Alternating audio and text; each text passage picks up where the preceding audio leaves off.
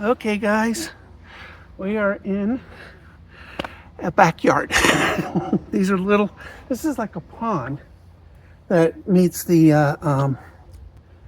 golf course. And so my new friends have given me permission to fish it. So that's what we're going to do.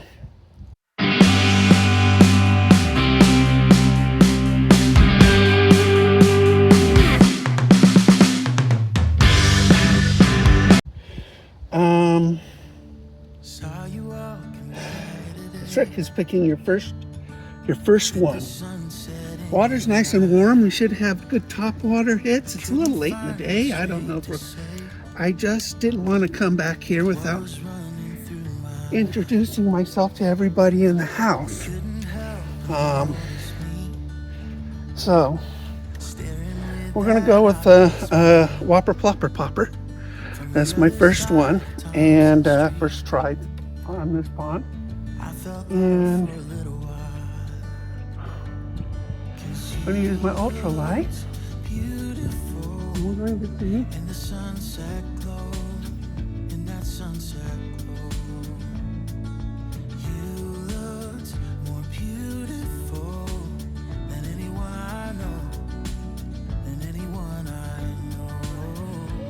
Try wake bait. Popper Plopper's not really working on it. We'll try a spook. So let's go with this wake bait. You know what I mean? I promise I won't let you down. When I asked, you told me yes. To be in mine forevermore. All I can offer is my best. Through the good and bad, through rich and poor. So I'm going to do a little voiceover here because, you guys know my videos. I need a cameraman or woman, but I'll tell you, when I put it up, this is a pretty good angle right here, except I got a phone mount in my way. And then I'm going to walk off frame where I catch all the fish. I said something. I'm sure it was very, very important. But over here, I go with my finesse baits first. And everything I'm throwing right now is top water. So this is a little mini Whopper Plopper Popper. And then I go to my wake bait. Now, my wake bait, it actually works very, very well. It catches, you'll see, well, you won't see. You'll see 2 out of the 3 fish. I mean, the 3 fishes were dinks, so I didn't bring one over in front of the camera, but you'll see it later, where I, show you the fish. And this is a wake bait, but notice when I'm pulling it, you just create the V. That's the speed of retrieve. That's just the speed of retrieve. So this thing is shaking. It's got a ball bearing and a metal cabinet in it, a little metal thing. And this is one I painted. It's red and black. And I just pull it at the rate of speed that the bait wants to be pulled at, which is when it creates that V. And that's plenty fast and plenty slow. Yeah, in fact, any slower, you don't have the wake and you lose the effect of the bait. So on this particular bait, you want that V, and it's beautiful. I mean, the pond is just gorgeous right now. I went later because it was my first time in their backyard, and even though their nephew said I can just go back there, there's 2 elderly ladies there that are super, super, super, super sweet. And seeing a big, fat, old guy in their backyard, I don't know if Steve told them or not. I just can't go back there without introducing myself. So I knocked on their front door and I introduced myself to them. Super sweet ladies. Very, very kind. I mean, you know, a lot of these people at the club here, they do not like people fishing in the pond. And that's why I went door to door, basically looking for people that would allow me to do it. And so it was very kind and very considerate. I'd like to thank them. I didn't get the other lady's name, but Beatrice is one of them. And she was just a sweetheart. I'm going to talk. Watch. I'm sure it's very important. Chair set up. Ah, my chair. See that thing? You just pull it out and twist, and it can support 500 pounds. I mean, that is a very cool little stool. And it comes with a little foam pad. And it fits in my side saddle or saddlebag. Pretty smart, huh? It's pretty cool. Got it on Amazon. They're not very much money.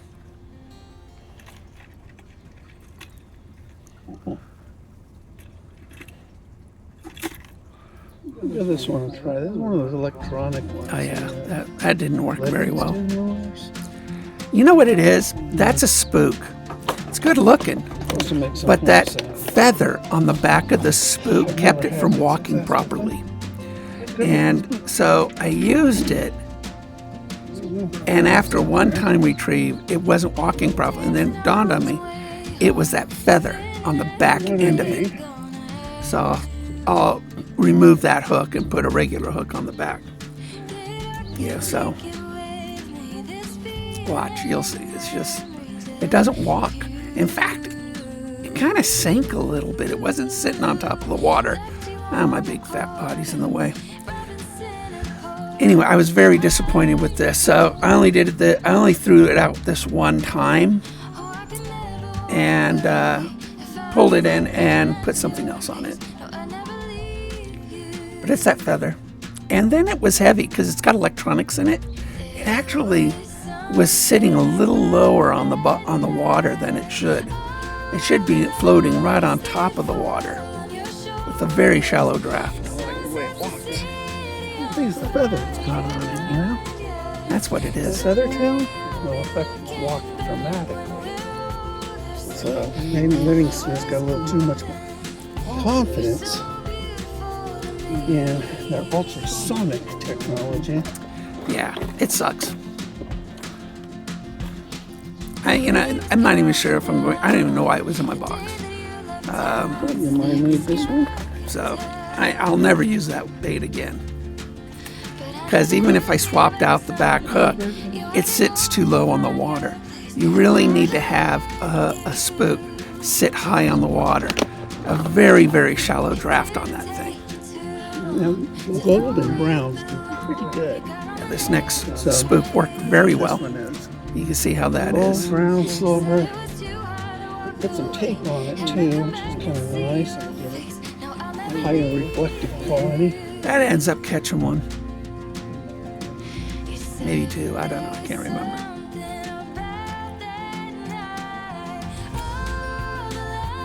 And one thing about spooks, they cast a mile. They really do. I mean, they have a weight transfer system in most of them. And so when you cast it, the weight is actually at the butt, at the tail end of the bait.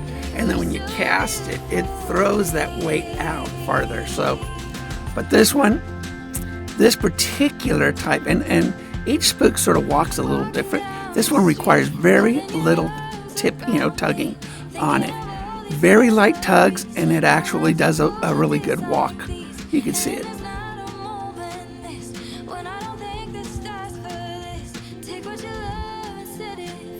And some of them you give a little bit harder tugs. Some of them want it to be slower. Some want to be faster. Working a spook, you're reeling and sort of twitching the tip, and that makes it walk across the water. You got to do both at the same time. Now, sometimes a pause helps, but typically a spook is a more advanced bait because you are doing two things at once.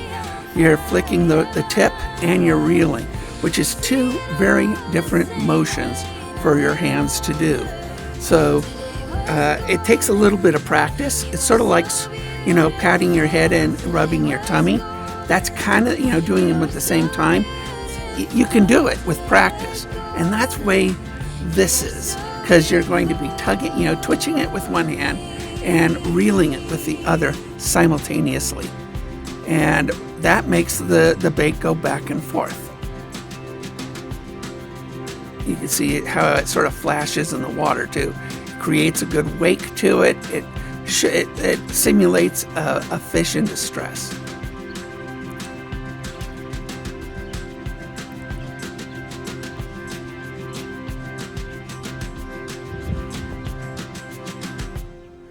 All right. What am I giving up? Oh, you know what? I think I'm going back to my wake bait. Because they're starting to become a little active. I think I'm waking them up. No, this is my mini whopper plopper popper. Mini whopper plopper popper. I had a few blow-ups on it, but I think I need to add. Some of them I put a 1 hook on it, some put 2 hooks. This particular one I put a single hook on it, on the belly. Usually I would put one on the back tail too, right trailing behind the prop. But this one I didn't, and I think that's really why those blow-ups did not hook up.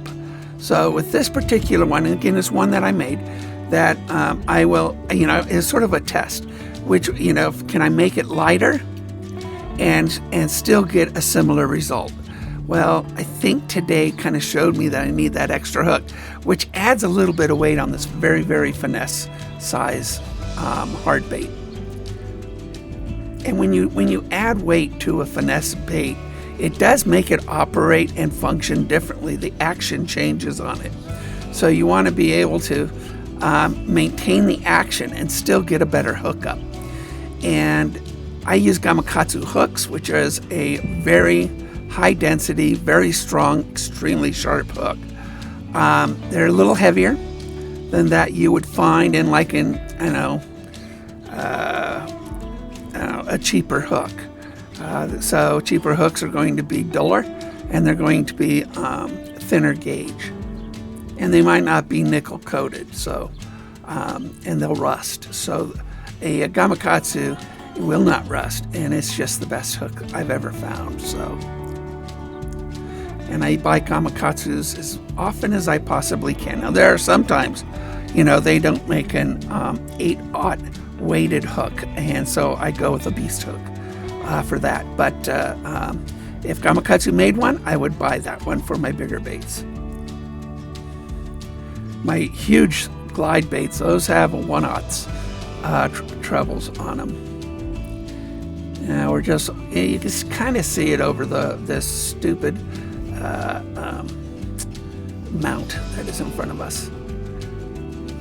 You can see it coming in right there. That's the prop. So that prop goes ahead and makes that wake and a bubbling sensation in the water. And I saw, you see a lot of these dinks jump right along the shoreline here. They're hiding out in the grass or the vegetation right there. Now, 2 houses down, there's a dock and a big shade tree. And so I'm going to walk over there and leave the frame.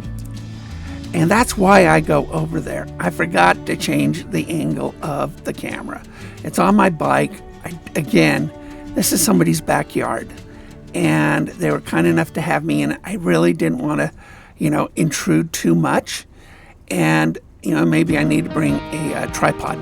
That would be really good to bring next time. But I did not bring a tripod. I'm using my bike's handlebars as a tripod. So I'm off to the right side right now of the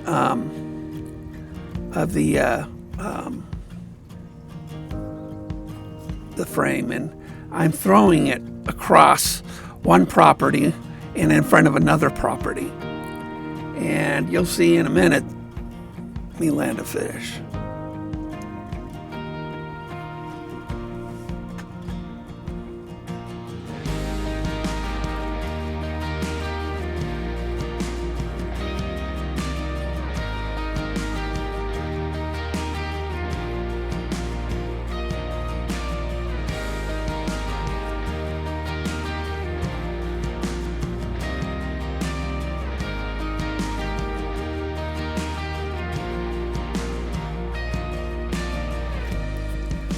Okay, number 1.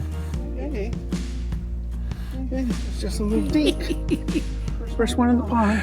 Yeah, he's a feisty little guy. That was basically 3 of the catches were little dinks, which I'm happy with because, they're topwater hits.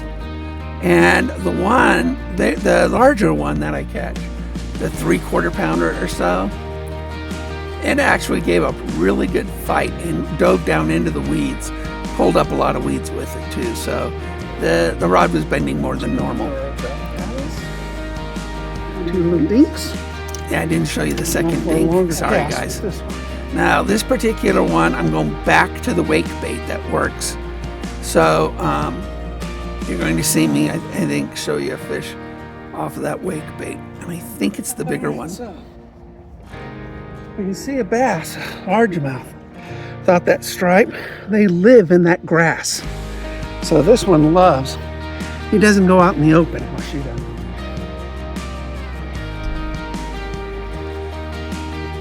I hope you understood that.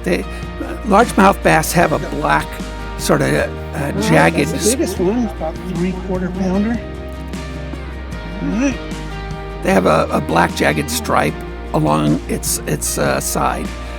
When that is faded or not that present, that kind of is an indicator that bass lives pretty much in thick cover, and it's just the way it evolves into its coloring. She's going to do a straight whopper plopper. Straight whopper plopper. This one's got a little spinny tail. Looks like a fish, but it's not. Now this one caught 3. It's caught 3. And it's red. We're going to go with a different color. So, go with a different color. Let's see. We can't fool them. Bass learn. So it's working for you for 30 minutes. It'll stop working for you because they learn. It's much more than a turn of the cards. You think how I love. That's why it's good to change up your baits every once in a while.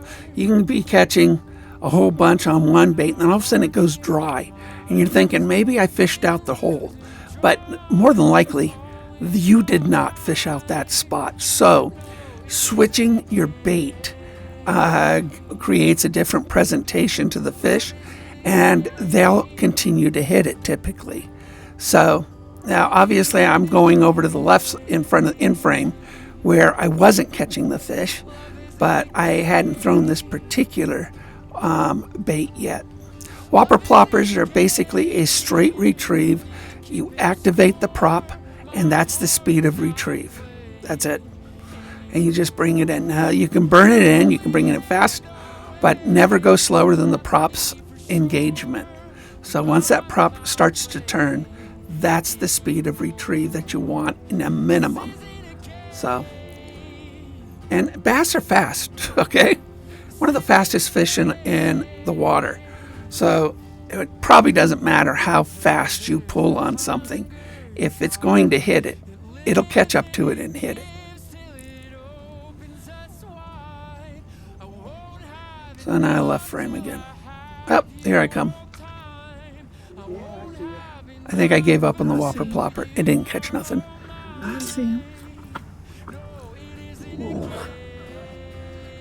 Try something small. I might try a weedless. I don't know if I got one.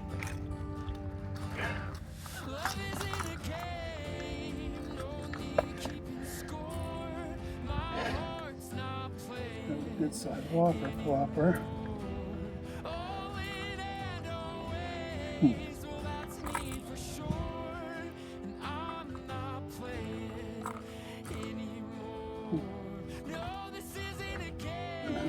Let's see what I got.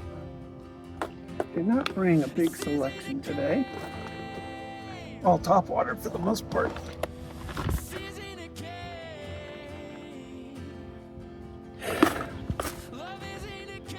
Oh.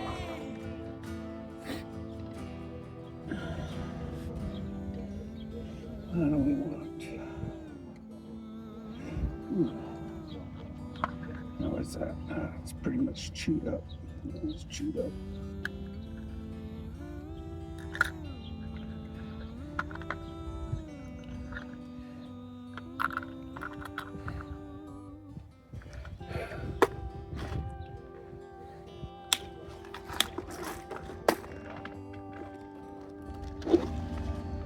Love isn't a game, no need keeping score.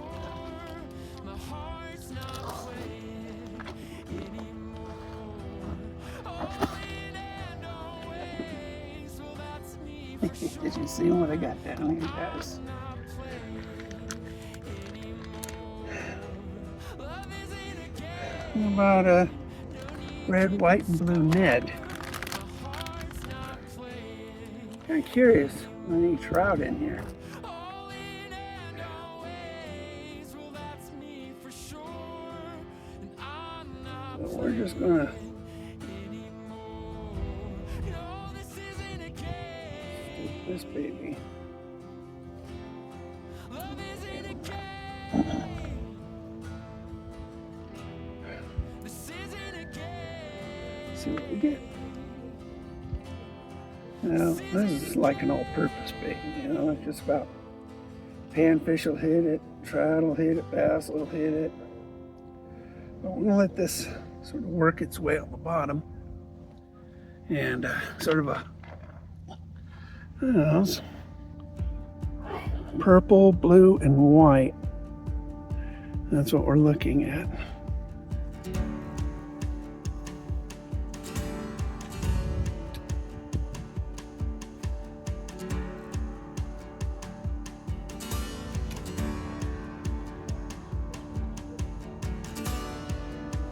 What we're looking at.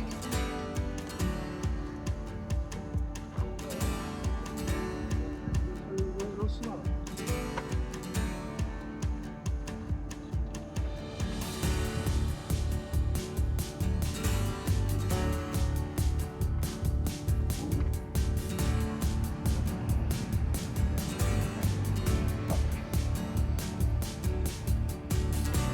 Okay, I've gone to a pretty simple Ned rig on this one, and so that's why I'm sitting down and I'm just throwing a Ned, letting it hit bottom, letting it sit, moving it a little bit, letting it sit. I just wanted to see if there was something, you know, a little farther down. You know, nice thing about a Ned, it's a multi-species. I mean, anything that put its mouth over the hook will get hooked.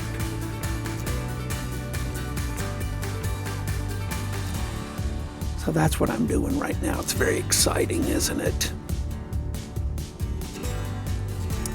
Now, this is a normal Ned. Now, a normal Ned is not weedless. There are some weedless designs, but I think they suck. I do go to an extra wide gap in a couple minutes. And then skin hook it in order to make it completely weedless. So you'll see me do that. I'll show you the setup. And it's a blue, pink, purple Ned rig. Really different, but it looks really good. If you swim it, and you can swim Neds, it looks great in the water. It looks like a little minnow.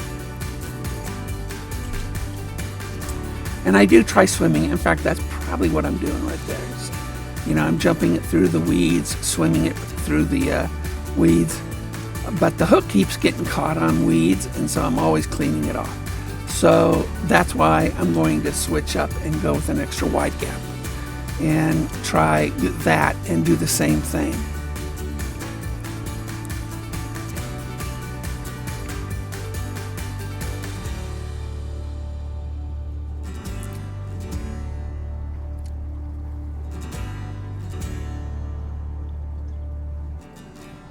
It's a pretty day, isn't it? Look at that. How'd you like to have that in your backyard all the time? Unfortunately, you know, there's HOA and stuff like that. I would not put up with HOA.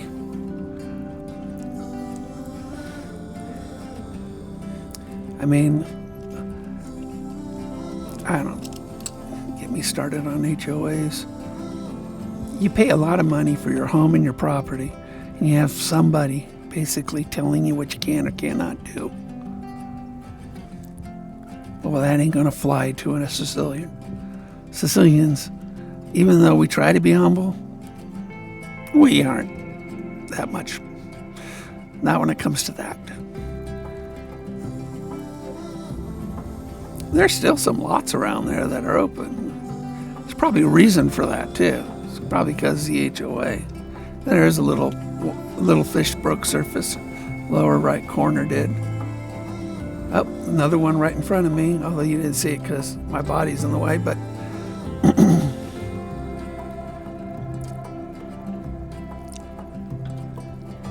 but these little dinks are breaking surface. Some of them are jumping completely out of the water, which is kind of cool.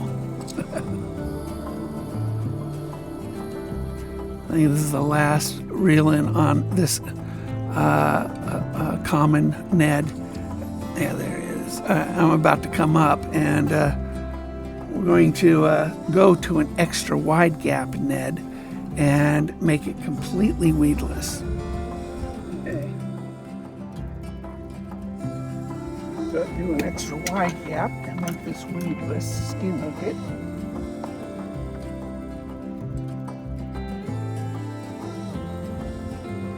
Which is another way of Ned rigging and putting inside the weeds. A lot of weeds on the bottom of here.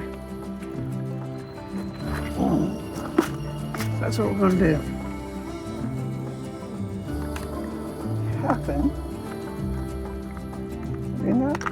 I'm prepared for all this, but happen to have an extra wide gap.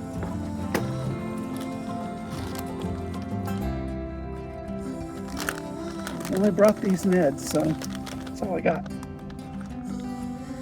Should work.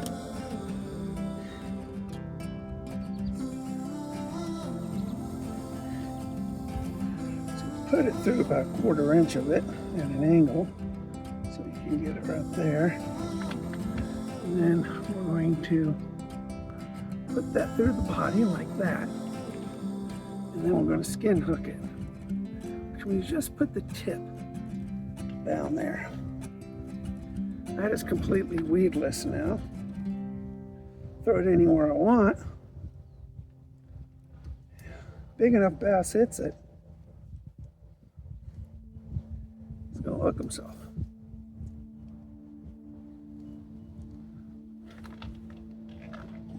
So that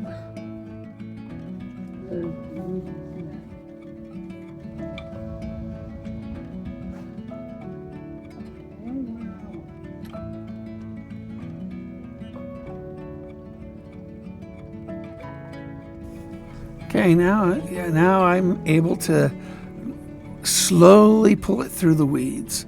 Oh, a bird just went down right in front, mid-frame, and got itself a fish. So now I'm trying swimming it a little bit, bouncing it, and just trying to get something, to pay attention to it. But in my Neds, they just didn't work. The water's really, really warm. So I think top water is definitely what I need to do. We caught 4 fish, and not bad for an hour and a half. For the first time working a water body, I had never worked. But I'm very happy with what I did out there, and the ladies, just as sweet as can be. So if they're Steve or Bernice, your sister, if you ever watch this video, thank you very much. You're good neighbors.